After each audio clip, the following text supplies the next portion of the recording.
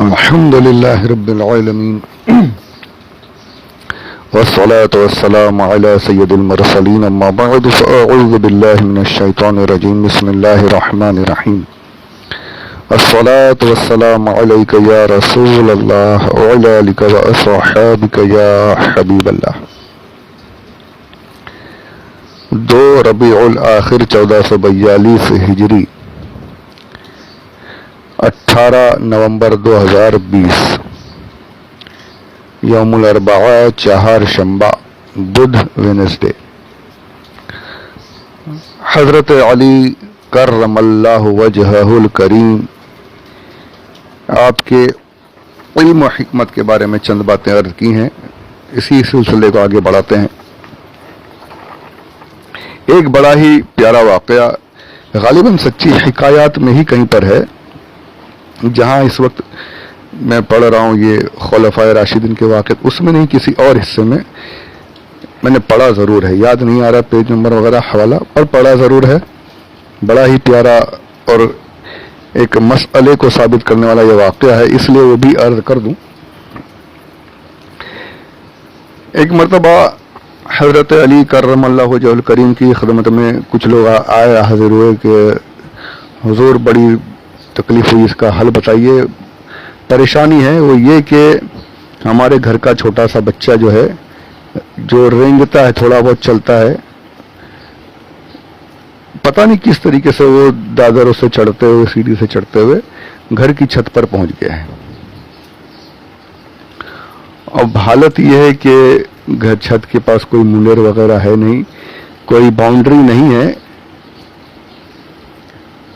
ہم اسے جب پکڑنے کے لیے اوپر جاتے ہیں، بلاتے ہیں، تو وہ اور تیزی سے کناروں کی طرف بھاگتا ہے. ایسا ڈر لگ رہا ہے کہ اگر ہم آگے بڑھیں گے تو یہ بھاگتے ہوئے ہنستے کھیلتے چھت سے ہی گر جائے گا. وہ اس طرف ہی بھاگ رہا ہے، ہم سے دور بھاگتا ہے اور چھت سے گر جائے گا. ہو سکتا ہے چوٹ لگے یا ہو سکتا ہے موت بھی واقع ہو جائے. اب ہم بڑے پریشان ہیں، کیسے اپنی طرف کیسے بلائیں، کیسے اسے پکڑیں. ہم جتنا اس کے پاس جاتے ہیں اتنا دور بھاگتا ہے، اتنا ہی چھت کی طرف بھاگتا ہے، گرنے کی طرف بھاگتا ہے.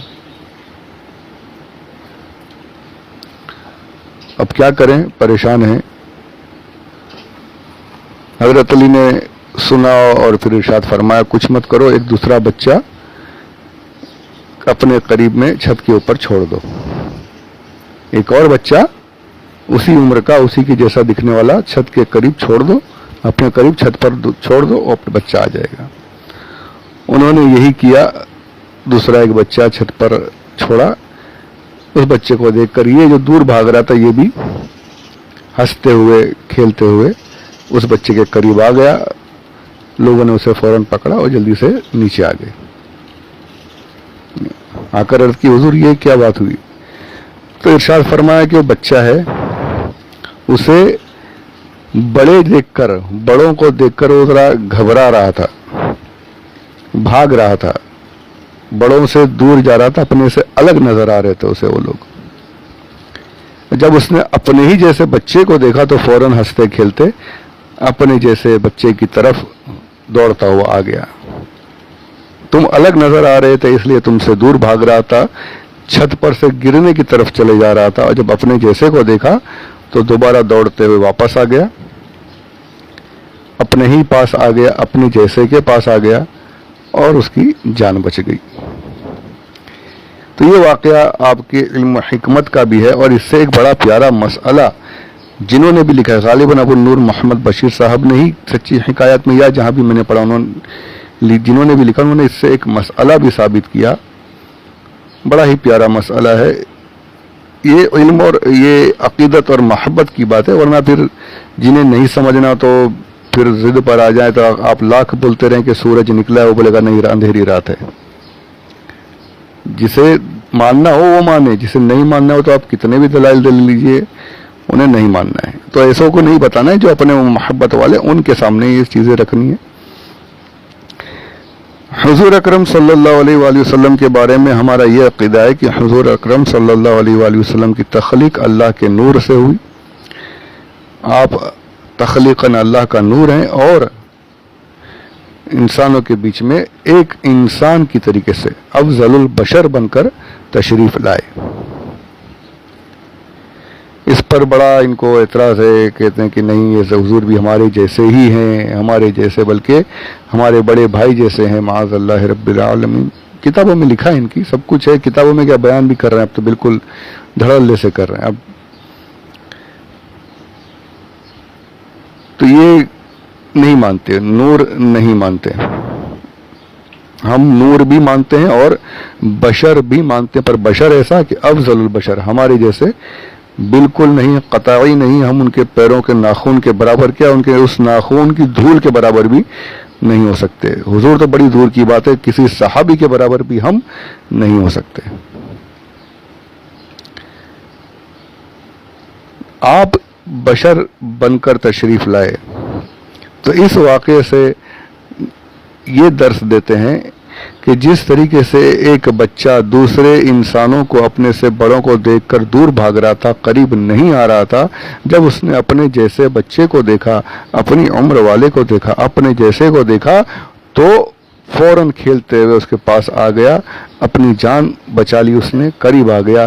تو اسی طریقے سے میرے آقا صلی اللہ علیہ وآلہ وسلم کو انسانوں کے بیچ میں آ کر انسانوں کی فلاح اور بہبودی اور انسانوں کی دنیا اور آخرت کی ترقی، انسانوں کی دنیا اور آخرت کی سرفرازی کے کام کرنے تھے، انسانوں کو اللہ کا پیغام دینا تھا۔ اس لیے میرے آقا صلی اللہ علیہ وآلہ وسلم بشریت کے لباس میں آئے۔ اگر نور بن کر تشریف لاتے، اگر نوری جو آپ کا اصلیت ہے، اگر اپنی اصلیت کے ساتھ آتے، تو بہت ممکن تھا کہ اس نوری حیثیت کو دیکھ کر بہت سے انسان، بلکہ یہ کہا جائے کہ کسی میں طاقت ہی نہیں ہوتی کہ حضور کو دیکھ بھی لیتے، بلکہ ڈر کے دور بھاگ جاتے، اپنے جیسا نہیں سمجھتے اور دور ہونا شروع کر دیتے، حضور کے قریب نہیں آتے۔ اس لیے میرے آقا صلی اللہ علیہ وآلہ وسلم کو اللہ عز و جل نے اپنی اصلیت کے ساتھ نہیں بلکہ بشریت کے ساتھ بھیجا، تاکہ اپنے جیسا سمجھیں اور حضور کے قریب آنا شروع ہو جائیں۔ جس طریقے سے بچہ بڑوں سے دور بھاگ رہا تھا، اپنے جیسے کو دیکھا تو قریب آ گیا، اسی طریقے سے میرے آقا صلی اللہ علیہ وآلہ وسلم کو اللہ عز و جل نے بشریت کے لباس میں بھیجا، تاکہ یہ بشر انسان حضور کو اپنے جیسا بشر سمجھیں اور حضور کے قریب آتے چلے جائیں۔ اور یہی ہوا کہ پھر حضور کی اور کئی مقامات پر یہ بھی ہے کہ جب حضور نے اپنی اصلیت کو ظاہر فرمایا ہے، جب حضور اکرم صلی اللہ علیہ وآلہ وسلم کے نور کا ظہور کہیں کہیں پر ہوا ہے، تو واقعات ملتے ہیں کہ صحابہ کہتے ہیں ہم دیکھ نہیں سکتے تھے حضور کو، ایسا چہرہ چمکتا تھا میرے آقا کا کہ ہم نگاہیں نہیں ٹھہرا سکتے تھے۔ تو یہ ایک بڑا ہی، اس واقعے سے یہ بڑا ہی پیارا نقطہ علماء نکالتے ہیں کہ حضور اکرم صلی اللہ علیہ وآلہ وسلم کو بشری لباس میں بھیجنے کی وجہ بھی یہی تھی کہ لوگ دور نہ بھاگیں بلکہ قریب آتے چلے جائیں۔ اور میں نے کئی بار کہا کہ اپنے جیسا بشر سمجھ کر تو یقین مانیے اس میں میرا مطلب صرف یہ ہے کہ جس طریقے سے حضور صلی اللہ علیہ وآلہ وسلم نظر آنے میں عام انسانوں جیسے نظر آ رہے ہیں، لوگ یہی کہیں کہ تو بالکل نظر آنے میں ہماری طریقے سے، ہمارے جیسے ہی چل رہے ہیں پھر رہے ہیں، تو یہ تو کوئی الگ بات ہے ہی نہیں۔ اگر نور بن کر تشریف لاتے تو بہت ممکن تھا کہ انسان انہیں دور بھاگنا شروع کر دیتے، وہ بات نہیں ہو پاتی۔ تم برابری کا کہیں بھی کوئی بھی ذرہ برابر بھی میرے دل میں شائبہ تک نہیں، بالکل یہ ہے ہی نہیں۔ بس یہ کہ نظر آنے میں، مطلب میرا یہی ہے کہ نظر آنے میں حضور اکرم صلی اللہ علیہ وآلہ وسلم کو تمام انسان جو ہیں وہ اپنے جیسا نظر آ رہے ہیں، یہ سمجھ کر حضور کے قریب آئے۔ ورنہ رتبے میں، مقام میں کیا، کوئی اور کیا، دنیا کا کوئی بھی ہو، بڑے سے بڑا کیوں نہ ہو، جیسے انہیں پہلے ہی عرض کر دیا، حضور صلی اللہ علیہ وآلہ وسلم تو بہت دور کی بات ہے، کسی صحابی کے ناخون کے ذرے کے برابر بھی نہیں ہو سکتے ہم لوگ۔